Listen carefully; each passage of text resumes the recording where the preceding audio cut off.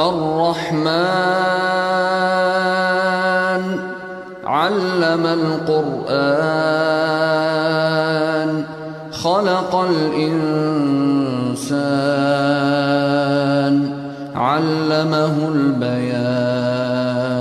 الحمد لله رب العالمين. اللهم لك الحمد كما ينبغي لجلال وجهك وعظيم سلطانك. اللهم صل على سيدنا ومولانا محمد وعلى آله وأصحابه وبارك وسلم.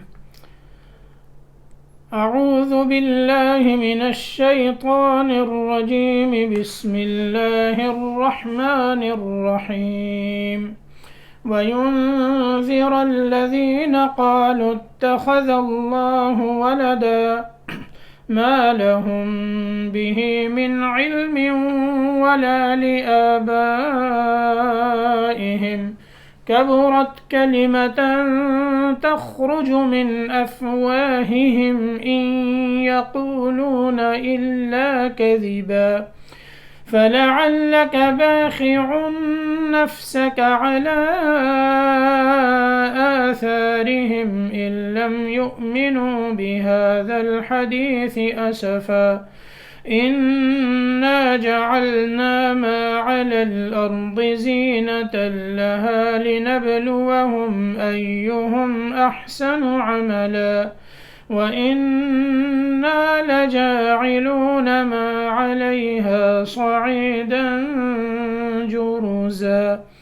أم حسبت أن أصحاب الكهف والرقيم كانوا من آياتنا عجبا إذ أوى الفتية إلى الكهف فقالوا ربنا آتنا من لدنك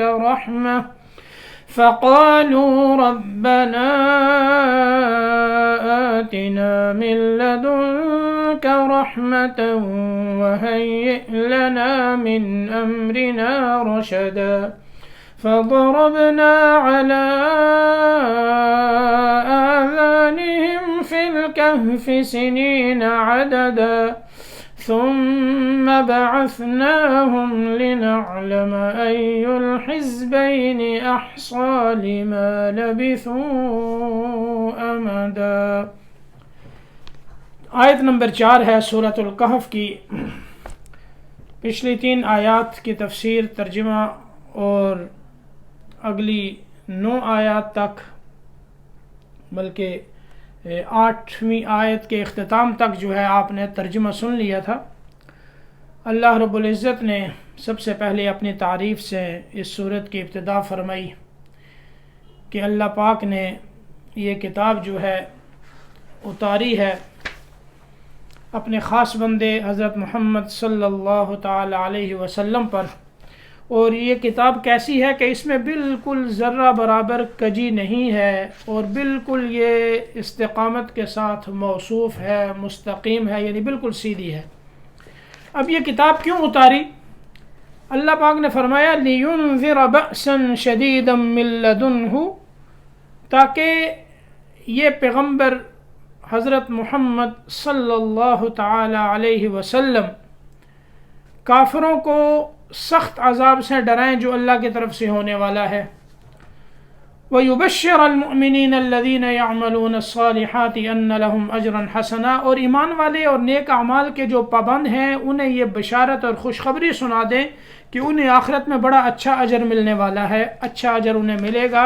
مَاكِثِينَ فِيهِ أَبَدًا، وہ اس میں ہمیشہ رہیں گے. یعنی ظاہر ہے اس دنیا ہی کے اندر ڈرانا ہے، اور ڈرانے کا مقصد یہ ہوتا ہے کہ انسان اپنی زندگی کی سمت کو درست کر لے، اللہ تعالیٰ کی اطاعت اور فرمانبرداری میں گزارے تاکہ انسان آخرت میں کامیاب ہو جائے. تو جہاں ترہیب ہے وہاں ترغیب ہے. اسی طرح آپ صلی اللہ علیہ وسلم بشیر، خوشخبری سنانے والے، نذیر اللہ کے عذاب سے ڈرانے والے، اور نذیر یعنی ایسا ڈرانا کہ جو انتہائی محبت اور شفقت کی بنا پر ہوتا ہے اس کو نذیر کہتے ہیں. جیسے والد اپنی اولاد کو سانپ سے ڈراتا ہے، بچھو سے ڈراتا ہے، آگ سے ڈراتا ہے کہ اس آگ کے قریب نہیں جانا، یہ جل جاؤ گے۔ تو اسی طرح پیغمبر جو ہے وہ امت کو ڈراتے ہیں کہ اپنے آپ کو درست کرو، توحید کا اقرار کرو، اللہ کو وحدہ لا شریک مانتے ہوئے اس کے احکامات کی پابندی کرو، تاکہ قیامت کے سخت عذاب سے اور جہنم کے سخت عذاب سے بچ سکو۔ اور اس کے ساتھ اگر تم زندگی اچھی گزار لو گے تو پھر تمہارے لیے بڑی مبارکباد ہے، بڑی مبارکباد کے مستحق ہو، تمہیں بشارت اور خوشخبری ہو کہ پھر اللہ نے تمہارے لیے بہت اچھا اور بہترین اجر ایسا عطا فرمایا ہے کہ جب اللہ تمہیں وہ جنت اور وہ اجر دے دیں گے اس میں ہمیشہ ہمیشہ رہو گے، اس سے باہر نہیں نکلو گے۔ اس کے بعد فرمایا وَيُنذِرَ الَّذِينَ قَالُوا اتَّخَذَ اللَّهُ وَلَدًا، اور بالخصوص ان کافروں کو ڈرائیے جو یہ کہتے ہیں کہ اللہ نے اولاد بنا رکھی ہے۔ اللہ کے لیے اولاد کا تجویز کرنا یہ بہت بڑا جرم ہے، بہت بڑا ظلم ہے۔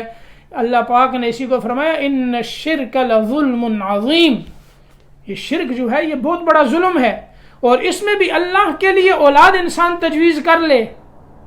جیسے یہودیوں نے کہا وقالت الیہود عزیر من اللہ، انہوں نے کہا حضرت عزیر کیا ہیں؟ یہ اللہ کے بیٹے ہیں، نعوذ باللہ۔ عیسائیوں نے کہا وقالت النصارى المسیح ابن اللہ، انہوں نے کہا کہ حضرت مسیح جو ہیں یہ اللہ کے بیٹے ہیں۔ اور قریش مکہ نے کیا کہا؟ انہوں نے کہا جو فرشتے ہیں یہ خدا کی بیٹیاں ہیں، نعوذ باللہ۔ انہوں نے اللہ کے لیے فرشتوں کو بیٹیاں بنا دیا، انہوں نے عزیر علیہ السلام کو یہودیوں نے بیٹا بنا دیا، اور عیسائیوں نے عیسیٰ علیہ السلام کو اللہ کا بیٹا بنا دیا۔ اور جب انسان اللہ کے لیے اولاد تجویز کرتا ہے یا ایسی بات کہتا ہے کہ اللہ نے اولاد بنا رکھی ہے، تو اس سے پوری کائنات کی کیفیت کیا ہوتی ہے، پوری کائنات کی حالت کیا ہوتی ہے، یعنی خوف سے اور ڈر سے اللہ کی عظمت کو سمجھتے ہوئے جو کائنات ہے، قرآن پاک کہتا ہے تکاد السماوات یتفطرن منہ وتنشق الارض وتخر الجبال ہدا ان دعوا للرحمن ولدا وما ينبغي للرحمن ان يتخذ ولدا، کہ آسمان جو ہے وہ بالکل پھٹنے کے قریب ہو جاتا ہے، اور زمین شق ہونے کے قریب ہو جاتی ہے، اور پہاڑ جو ہے وہ ریزہ ریزہ ہونے کے قریب ہو جاتے ہیں۔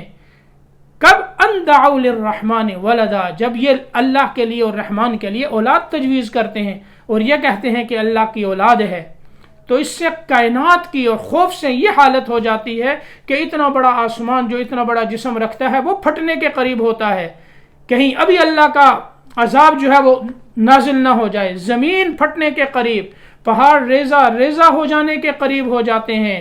ان دعوا للرحمن ولدا، کہ اللہ کے لیے اولاد بناتے ہیں۔ وما ينبغي للرحمن ان يتخذ ولدا، اللہ کے لیے تو اولاد کا رکھنا یہ مناسب ہی نہیں۔ لو اراد اللہ ان يتخذ ولدا لاصطفى مما يخلق ما يشاء، اللہ اگر اولاد بنانا ہی چاہتا، اللہ نے سمجھایا کہ اگر اللہ اولاد بنانا چاہتا تو اپنی مخلوق میں سے جس کو چاہتا بنا دیتا۔ بدیع السماوات والارض، وہ تو آسمان اور زمین کا پیدا کرنے والا ہے۔ انا یکون لہ ولد، اس کی اولاد کہاں ہو سکتی ہے؟ ولم تکن لہ صاحبہ، اس کی کوئی بیوی نہیں۔ وخلق کل شیء، وہ تو ہر چیز کا خالق اور مالک ہے۔ تمہاری بیویاں ہیں، اللہ اس جوڑے سے تمہیں اولاد دیتے ہیں، اللہ نے کوئی بیوی نہیں بنا رکھی۔ وقالوا اتخذ اللہ ولدا سبحانہ، اللہ فرماتے ہیں انہوں نے کہا کہ اللہ نے اولاد بنا رکھی ہے، سبحانہ، اللہ کی ذات پاک ہے، کیونکہ اللہ کے لیے اولاد کی نسبت کرنا یہ بہت بڑا عیب ہے، اور اللہ کی ذات عیب سے پاک ہے۔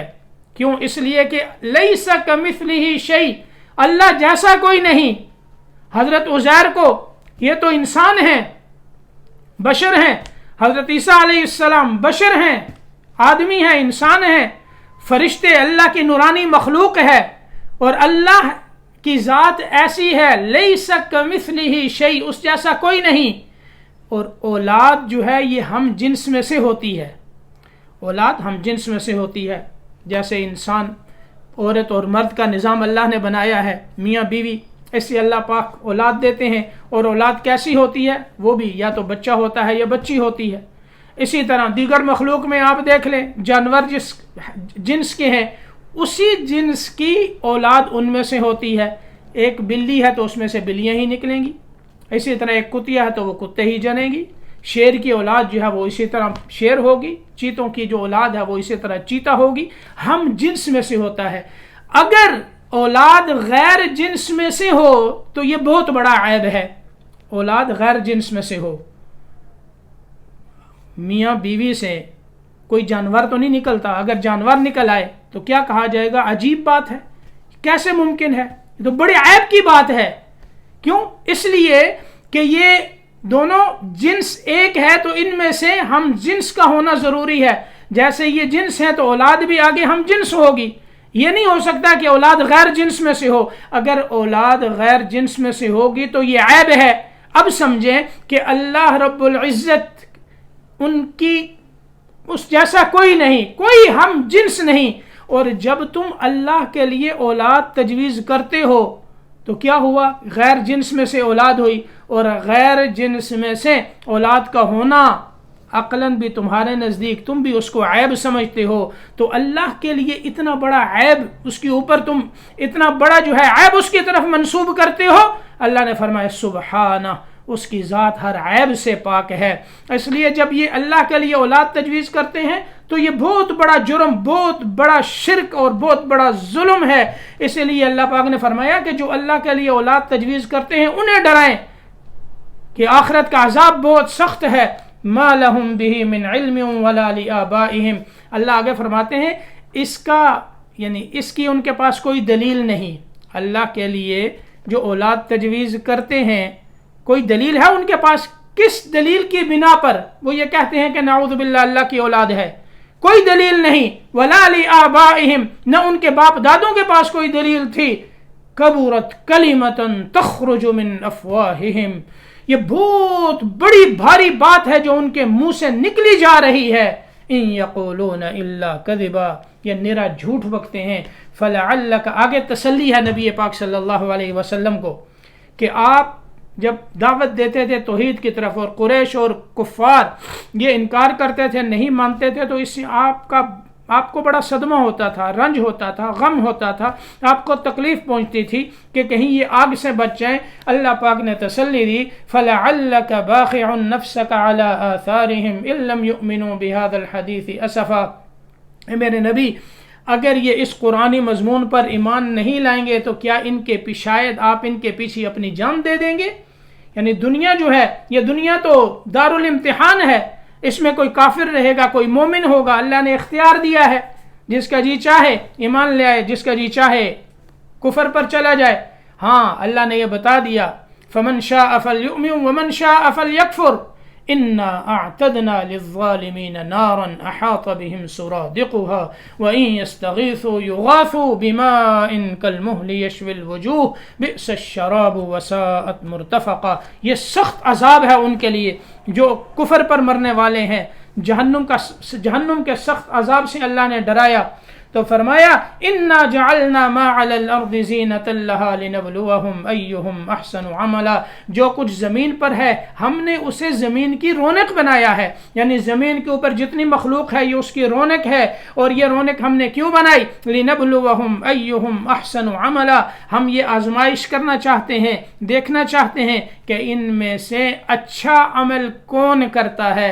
اچھا عمل وہ ہے جو صرف اور صرف اللہ کی رضا کے لیے ہو، جو اخلاص سے بھرا ہوا ہو. اور جو عمل اخلاص سے پر ہوگا وہ اچھا عمل ہوگا. اسی لیے اللہ نے فرمایا ہم آزمائیں گے انہیں کہ ان میں سے اچھا عمل کون کرتا ہے. اب یہاں دیکھیں اللہ پاک نے فرمایا کہ ہم نے زمین کے اوپر جتنی چیزیں ہیں وہ زمین کی رونق سے بنایا ہے. جو بھی ہیں اس میں تمام جاندار بھی آتے ہیں اور درخت بھی آتے ہیں، پہاڑ بھی آتے ہیں، حسن و جمال بھی آتا ہے، سب کچھ ہے. اب اللہ فرماتے ہیں ہم یہ دیکھنا چاہتے ہیں کہ کون ہے جو اس دنیا کی زیب و زینت کے پیچھے پڑ جاتا ہے اور کون ہے جو اس زیب و زینت کے ساتھ اپنی آخرت کو سامنے رکھتا ہے. یعنی دنیا کے اندر وہ رہ کر یہ نہیں کہ اس دنیا کے اندر مست ہو جاتا ہے. دیکھیں اللہ نے یہ زینت بنائی، المال والبنون زینت الحیات الدنیا. اللہ فرماتے ہیں یہ مال اور یہ بیٹے یہ کیا ہے؟ دنیا کی زینت ہے. اولاد ہے، اولاد کی محبت میں آ کر کیا اللہ کے دین کو انسان چھوڑ دے گا؟ پیسہ ہے، دولت ہے، سب کچھ ہے، اس کی محبت میں آ کر کیا انسان اللہ کو چھوڑ دے؟ اسی طرح انسان کے پاس زراعت بھی ہو، جائیداد بھی ہو، بینک بیلنس بھی ہو، اچھی اور بڑی بڑی گاڑیاں بھی ہوں، بڑے بڑے محلات بھی ہوں، اور اس کے پاس بڑے باغات بھی ہوں، اور اس کے پاس بڑی زمینیں بھی ہوں، سب کچھ ہو، بڑی اچھی اچھی گاڑیاں بھی ہوں، یہ سب کیا ہے؟ یہ سب زینت ہے۔ اب اللہ فرماتے ہیں لِنَبْلُوَهُمْ، ہم یہاں آزمائیں گے۔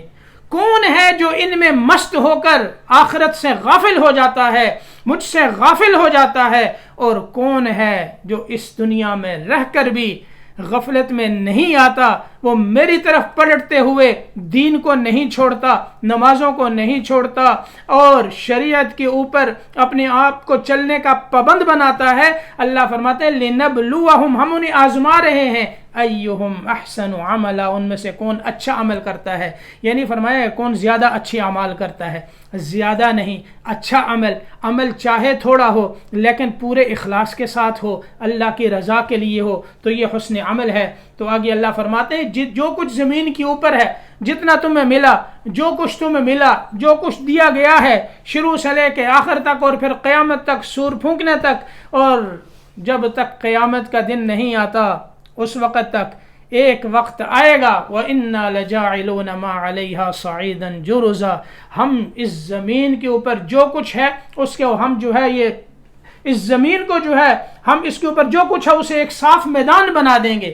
یعنی جب قیامت کا دن ہوگا تو بیچ میں کوئی پہاڑ نہیں، پہاڑ سارے ختم، غاریں ختم، درخت ختم، صرف ایک میدان ہوگا کھلا ہوا، ہر چیز ختم ہو جائے گی۔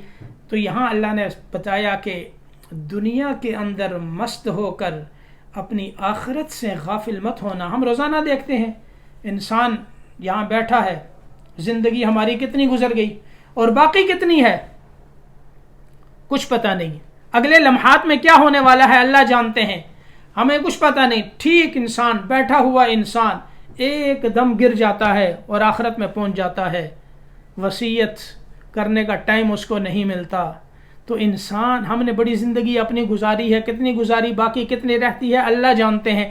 اس لیے جو گزاری ہے اس کے بارے میں تو ہمیں معلوم ہے کہ ہم نے اپنی زندگی کے اندر کتنی نافرمانیاں کی ہیں، کتنی اپنے اللہ کی اطاعت کی ہے، کتنی نمازیں پڑھی ہیں، کتنا ذکر کیا ہے، کتنی توبہ کی ہے، کیسے کیسے گناہ سرزد ہوئے ہیں، اور اب ہم کیا کر رہے ہیں۔ تو انسان محاسبہ کرے، محاسبہ کر کر توبہ کر کر اللہ کی طرف رجوع کرے، جو ہو گیا ہے اس سے اللہ سے سچے دل سے معافی مانگے اور اس کو چھوڑ دے، اور آئندہ اس گناہ کے قریب نہ جانے کا پختہ عزم کر لے۔ اللہ پاک فرماتے ہیں کہ ہم اس کے گناہوں کو اس طرح سے مٹا دیں گے، اس کی نامہ اعمال میں سے مٹا دیں گے، بالکل اس کی کتاب اور اوراق جو ہے وہ سفید ہو جائیں گے۔ اس کے بعد جب انسان جو ہے وہ دین پر پابندی کے ساتھ چلنے والا بنے گا، الا من تاب وآمن وعمل عملا صالحا فاولئک یبدل اللہ سیئاتہم حسنات، تو اللہ جو برائیاں کی تھی ان کو بھی اللہ نیکیوں میں تبدیل فرما دیں گے۔ یہ اللہ کا کرم ہے، اس لیے اللہ نے توبہ کا یہ دروازہ کھول کے رکھا ہے۔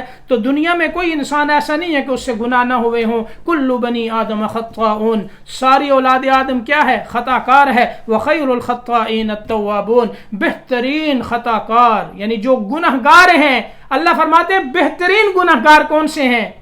جو اللہ کی طرف رجوع کرنے والے ہیں، یہ بہترین گناہ گار ہیں۔ تو جب انسان توبہ کر لیتا ہے، موت کے سلسلہ آنے سے پہلے، آخرت کے احوال آنے سے پہلے، سانس ٹوٹنے سے پہلے اللہ پاک اس کی توبہ قبول فرماتے ہیں، اور اللہ اپنے بندے کی توبہ پر بہت خوش ہوتے ہیں۔ اگر اس موضوع پر جاؤں تو بات لمبی ہو جائے گی، تو بہرحال انسان، اللہ مجھے بھی آپ کو سب کو توفیق دے کہ ہم اللہ کی طرف رجوع کریں اور اللہ کی طرف واپس آئیں اور اللہ کے دین کے پابند ہو جائیں۔ آگے دیکھیں، اس کے بعد اللہ پاک فرماتے ام حسبت ان اصحاب الکہف والرقیم کانوا من آیاتنا عجبا، کہ آپ یہ خیال کرتے ہیں کہ غار والے اور پہاڑ والے ہماری عجائبات قدرت میں سے عجیب چیز تھے، یعنی کچھ تعجب کی چیز تھے۔ اصحاب الکہف والرقیم کانوا من آیاتنا عجبا، کیا آپ یہ خیال کرتے ہیں کہ غار والے اور پہاڑ والے ہماری جو قدرت کی آیات عجیبہ ہیں ان میں سے کچھ تعجب کی چیز تھے؟ اذ اول فتیۃ الی الکہف، وہ وقت یاد کرنے کے قابل ہے کہ جس وقت یعنی جب چند نوجوانوں نے غار کی طرف پناہ لی، چند نوجوانوں نے غار کی طرف پناہ لی، فقالوا ربنا آتنا من لدنک رحمتا وہیئ لنا من امرنا رشدا، تو انہوں نے پھر اللہ سے یہ دعا کی، اے ہمارے رب ہمیں اپنی طرف سے رحمت عطا فرمائیے، وہیئ لنا من امرنا رشدا، اور ہمارے کام میں درستی مہیا کر دیجئے، فضربنا علی آذانہم فی الکہف سنین عددا، اللہ پاک فرماتے ہیں ہم نے ان کے کانوں پر نیند کا پردہ ڈال دیا اس غار کے اندر، سنین عددا چند سال تک، یعنی سالوں تک، سالہ سال تک جو ہے ہم نے نیند کا غلبہ ان کے اوپر ڈال دیا، ان کے کانوں پر پردہ ڈال دیا نیند کا، ثم بعثناہم لنعلم ای الحزبین احصی لما لبثوا امدا، پھر ہم نے انہیں اٹھایا یعنی نیند سے ہم نے انہیں بیدار کیا تاکہ ہم جان لیں، اللہ تو جانتے ہی ہیں یعنی ظاہری طور پر بھی ہم جان لیں، ای الحزبین احصی لما لبثوا امدا، کہ وہ کون سا گروہ ہے جو ان کے رہنے کی مدت سے زیادہ واقف ہے یا زیادہ واقف تھا۔ اب یہاں دیکھیں اللہ پاک فرماتے ام حسبت ان اصحاب الکہف والرقیم کانوا من آیاتنا عجبا، کیا آپ یہ خیال کرتے ہیں غار والے اور پہاڑ والے یہ ہماری قدرت کے جو نشانیاں ہیں ان میں سے، عجائبات میں سے یہ عجیب چیز ہیں؟ یعنی باقی جو اللہ کی مخلوق ہے اس کے مقابلے میں یہ چند نوجوانوں کا سالہ سال تک سویا رہنا اور اس کے بعد بیدار ہونا یہ اتنی تعجب کی چیز نہیں جتنی ہماری عجائبات قدرت کیسی ہیں۔ دیکھو آسمان ہے، زمین ہے، تم خود تمہاری ذات انسانوں کی اپنی ذات ہے، یہ سورج چاند ستارے ہیں، یہ اللہ نے انہیں عدم سے وجود بخشا، تو یہ تو ان نوجوانوں کی نیند کے مقابلے میں زیادہ قابل تعجب ہیں۔ یعنی اللہ نے جو اتنے آسمان، اتنی مخلوق، اتنی کائنات بنا دی تو اصل تعجب کی تو یہ چیز ہے، تو تم جو ہے ان نوجوانوں کے بارے میں اس کو واقعہ جیسے یہود نے کہا تھا کہ قریش مکہ کو کہ یہ سوال کریں کہ پرانے زمانے میں وہ کون سے نوجوان تھے جو غار میں چلے گئے تھے، تو اس کے بارے میں سوال کیا گیا تو یہودیوں نے اس کو عجیب واقعہ سمجھا یا قریش مکہ نے اس کو بڑا عجیب واقعہ سمجھا، تو اللہ پاک فرماتے ہیں اس کو جو تم تعجب کی چیز قرار دے رہے ہو ہے تو یہ بھی واقعہ عجیبہ ہے، عجیب واقعہ ہے، ایسی بات تو نہیں، لیکن باقی جو مخلوق ہے اللہ کی اس کے مقابلے میں اتنا عجیب نہیں ہے جتنا تم نے سمجھ لیا۔ اب یہاں دیکھیں کہف کہتے ہیں غار کو، قرآن پاک میں کہف بھی آیا ہے اور غار بھی آیا ہے، سورۃ توبہ 10ویں سپارے میں ہجرت کے واقعے میں اذ ہما فی الغار، حضرت ابوبکر صدیق ہیں اور امام الانبیاء سید المرسلین صلی اللہ تعالی علیہ وسلم غار میں ہیں، تو اس کو فرمایا اذ ہما فی الغار، اور یہاں کہا کہف، کہف بھی غار کو کہتے ہیں اور غار بھی غار کو کہتے ہیں، کیونکہ یہ عربی ہے تو اردو کے اندر ہم دونوں کو غار کہتے ہیں، لیکن کہف کون سی غار کہلاتی ہے؟ جو وسیع ہو، بڑی ہو اور وسیع ہو اس کو کہف کہتے ہیں، اور جو وسیع نہ ہو اس کو غار کہتے ہیں۔ تو یہاں اللہ نے فرمایا ام حسبت ان اصحاب الکہف والرقیم، رقیم اور کہف یہ دو چیزیں ہیں، کیا آپ جو ہے یہ خیال کرتے ہیں کہ غار والے اور پہاڑ والے یہ کون ہے؟ رقیم کون ہے اور کہف کون ہے؟ اصحاب الکہف کون ہے؟ اس میں علماء مفسرین نے یہ فرمایا ہے کہ رقیم، اصحاب الکہف تو وہی غار والے ہو گئے، اصحاب کہف جن کو کہتے ہیں، اور رقیم سے مراد المرقوم ہے، یعنی وقت کا جو بادشاہ تھا اس نے ایک تختی پر اصحاب کہف کے نام لکھوا کر غار کے دروازے پر لگا دیا تھا، اس کو الرقیم کہا جاتا ہے۔ الرقیم کا معنی المرقوم یعنی لکھی ہوئی چیز، اور اس میں بعض مفسرین یہ فرماتے ہیں کہ کہف اور رقیم یہ اس پہاڑ ہی کا نام ہے، کہف بھی اس کو کہتے ہیں اور رقیم بھی اسی کو کہتے ہیں، یہ ایک ہی جو ہے دو نام ہیں ایک ہی پہاڑ کے۔ اور بعض مفسرین یہ فرماتے ہیں کہ جہاں اصحاب کہف جس غار میں تھے اس کے نیچے ایک وادی تھی، اس وادی کا نام رقیم تھا، اور بعض علماء مفسرین یہ فرماتے ہیں کہ بلاد روم میں، روم کے اندر ایلا کے قریب ایک شہر تھا اس کا نام رقیم تھا۔ یہ مختلف اقوال ہیں، تو بہرحال ام حسبت ان اصحاب الکہف والرقیم کانوا من آیاتنا عجبا. یہاں اللہ نے فرمایا کہ یہ غار والے اور پہاڑ والے کیا تم انہیں جو ہے ہماری جو ہے نا عجائبات قدرت میں سے کچھ زیادہ ہی قابل تعجب سمجھتے ہو. اب اس کے یہاں تو اجمالی واقعہ اللہ نے بیان کیا دیا 2-3 آیتوں میں. نحن نقص علیک نبأہم بالحق سے اس واقعے کی تفصیل ہے. اب یہاں یہ سمجھ لیں کہ دیکھیں قرآن پاک جہاں بھی قصے اور واقعے کو ذکر کرتا ہے تو واقعے کے یا قصے کے ان اجزاء کا ذکر کرتا ہے جس میں انسان کے لیے ہدایت کا سامان ہوتا ہے اور نصیحتیں ہوتی ہیں. صرف اس جز کو ذکر کرتا ہے کیونکہ قرآن پاک کوئی تاریخی اور قصوں کی کتاب تو نہیں ہے جس میں انسان کے لیے ہدایات ہیں، اس نے ان پر عمل کرنا ہے، اس میں اس کے لیے سمجھ ہے، اس میں اس کے لیے عبرت ہے. وہ چیزیں وہ اجزاء ذکر کیے جاتے ہیں سوائے یوسف علیہ السلام کے قصے کے. وہ پورا قصہ تفصیل کے ساتھ اللہ نے بیان کیا. اب اس کی حکمتیں ہیں، اس کے حکمتوں کا بیان کرنے کا یہاں وقت نہیں ہے، بس یہاں یہ سمجھیں. تو یہ جو اصحاب الکہف ہیں ان کے قصے کو بھی اسی طرح اللہ نے ان کے اجزاء کو بیان کیا ہے. اب اس کی 2 حیثیتیں ہیں. ایک تو اس کی تاریخی حیثیت ہے، جغرافیاتی حیثیت ہے، اس قصے کی تاریخی حیثیت کیا ہے، اور ایک وہ ہے جس کو اللہ نے بیان کیا قرآن پاک کے اندر جس میں انسان کے لیے ہدایات ہے. اب ظاہر ہے قرآن پاک نے تو اتنا بیان کیا کہ اصحاب کہف تھے وہ کتنے تھے، اور پھر اس کی تعداد کے بارے میں اللہ نے کوئی واضح بیانات نہیں دیا، کوئی صریح آیت نہیں آئی. وہ کس زمانے میں تھے یہ قرآن بیان نہیں کرتا. اسی طرح وہ کون سا بادشاہ تھا جس کے زمانے میں یہ سوئے، پھر وہ کون سا بادشاہ تھا جس کے زمانے میں یہ اٹھے، وہ غار جو ہے وہ کہاں واقع ہے، کس جگہ پر واقع ہے، اصحاب کہف اب بھی زندہ ہیں یا زندہ نہیں ہیں. قرآن پاک اور کسی صحیح حدیث میں اس کی کوئی تفصیل نہیں آتی.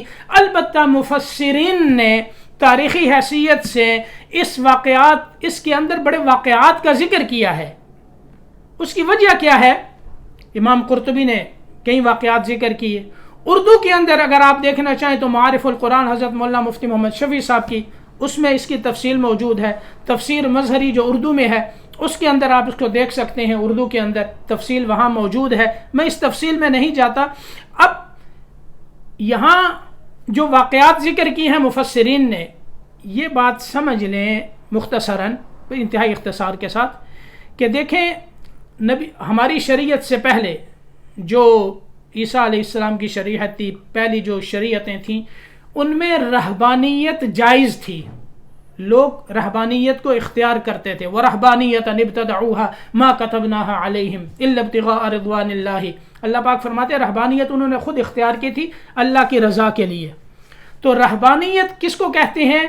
کہ اللہ کی عبادت کے لیے اپنے گھر بار کو چھوڑ دینا، اپنی اولاد کو چھوڑ دینا، سب دوستوں کو چھوڑ دینا، احباب کو چھوڑ دینا، اور بالکل سب سے الگ تھلگ ہو کر کسی غار میں یا جنگل میں جا کر صرف اللہ کی عبادت کرنا. تو یہ غار میں اللہ کی عبادت کرنے والے بہت سے لوگ جو ہے وہ دین مسیح کے دور میں گزرے ہیں، جو غاروں میں چلے جاتے تھے. اور پھر ان غاروں میں جب بہت سے لوگ گئے ہیں تو اس پر بہت سے واقعات ہیں. تو اسی طرح بعضوں نے جو ہے ظاہر اصحاب کہف جو ہے یہ بھی غار کا واقعہ ہے. تو اس کے اندر اختلاف کا ہو جانا یہ کوئی بعید چیز نہیں، کیونکہ یہ ایک واقعہ تو نہیں ہے غار کا، غار کے بہت سے واقعات ہیں. تو اس لیے ایک تو تفصیل ہے اس میں، بعض کہتے ہیں اندلس میں ہے، غرناطہ میں ہے، بعض کہتے ہیں شام میں جو ہے یہ غار ہے اور اس کے قریب ایک مسجد بھی ہے، کتے کا ڈھانچہ بھی ہے، اور کچھ کہتے ہیں کہ وہاں 21 لوگ جو ہے وہ سوئے ہوئے ہیں. بہرحال یہ ایک الگ تفصیل ہے.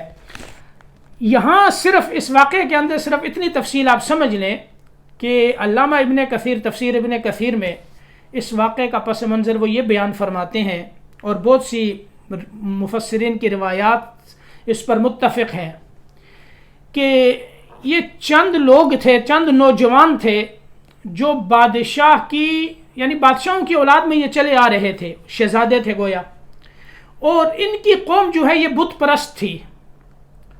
اب ان کے دور میں ایک بادشاہ تھا جو انتہائی قسم کا جابر اور ظالم تھا اور انتہائی پر درجے کا مشرک تھا.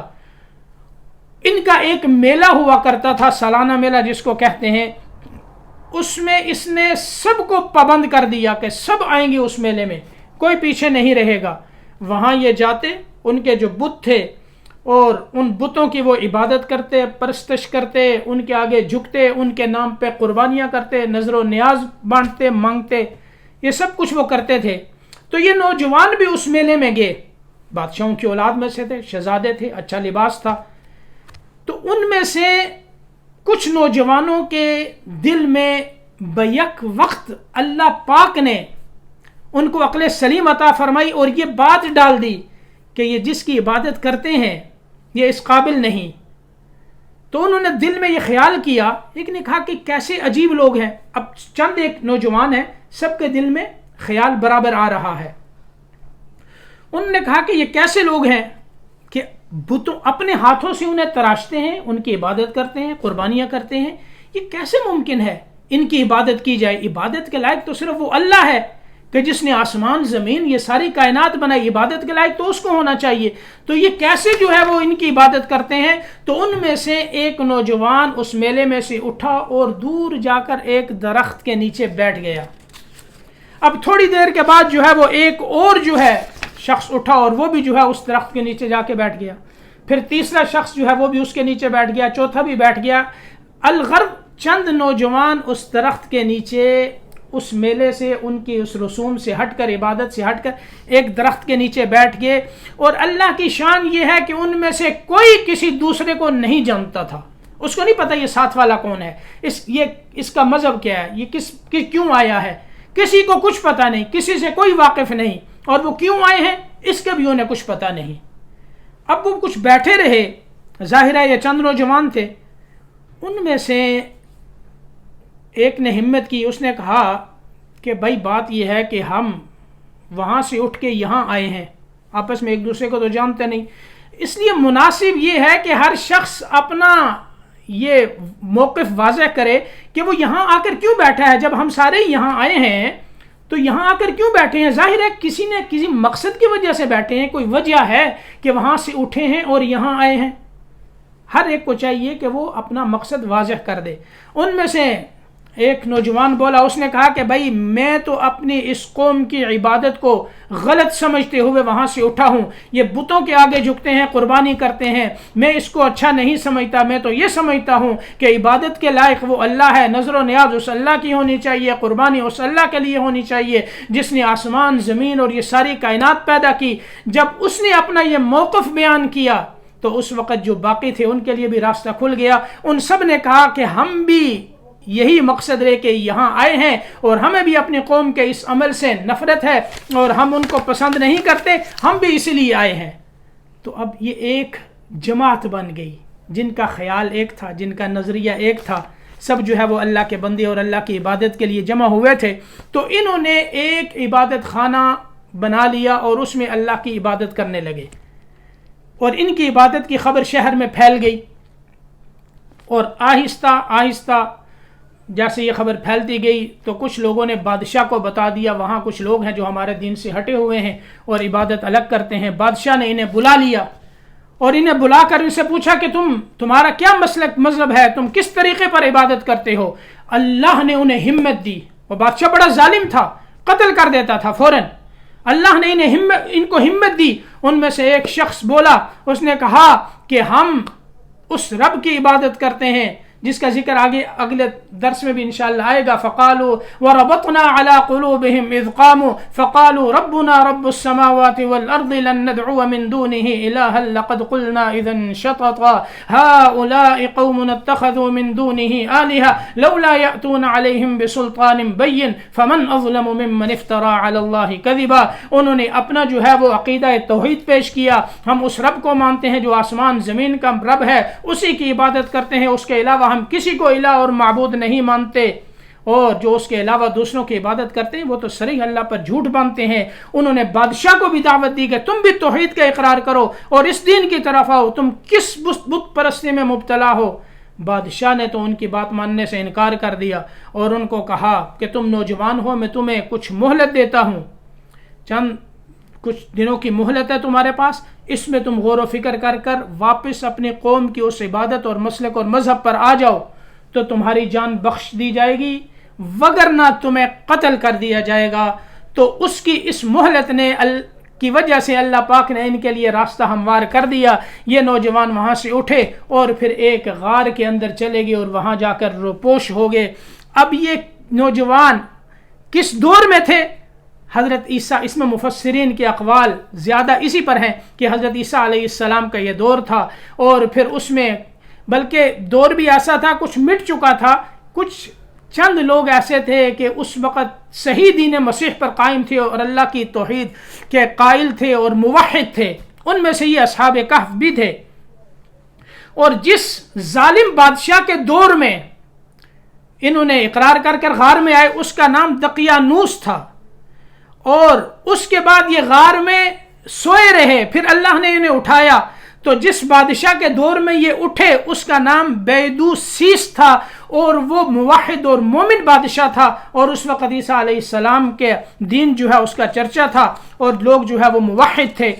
تو جب یہ اٹھے اور بیدار ہوئے، ان کی یہ عجیب خبر جب شہر میں پھیل گئی تو یہ خبر مشہور ہوئی، لوگ ان کے پاس آئے، پھر حتیٰ کہ بادشاہ کے پاس یہ لوگ گئے، اور بادشاہ کو بھی انہوں نے وہ سارا واقعہ اور اپنا عقیدہ بیان کیا۔ بادشاہ بھی مومن تھا، تو انہوں نے پھر بادشاہ سے اجازت لی، جو بیدوسیس مومن بادشاہ تھا۔ اجازت لینے کے بعد یہ وہاں سے واپس آئے اپنی غار کے اندر، اپنی جگہ کے اندر جہاں یہ تھے، اور وہاں آ کر یہ لیٹ گئے، اور اس لیٹنے کی حالت میں اللہ نے انہیں موت دے دی اور ان کی روح قبض ہو گئی۔ یہ واقعہ علامہ ابن کثیر نے بیان کیا، جس کا اختصار میں نے آپ کے سامنے عرض کیا۔ ام حسبت ان اصحاب الکہف والرقیم، تو یہاں سے لما لبثوا امدا تک جو ہے یہ اس قصے کا اجمال تھا۔ انشاءاللہ زندگی رہی نحن نقص علیک نبأہم بالحق، اس کا ہم جو ہے یہاں سے اس قصے کی تفصیل اللہ پاک بیان فرماتے ہیں۔ اس میں بڑی ہدایات ہیں، سب کوشش کریں شامل ہونے کی، اور اپنے دوست احباب کو بھی دعوت دیا کریں، جو بھی آئے گا انشاءاللہ اس کا اجر اللہ آپ کو عطا فرمائیں گے۔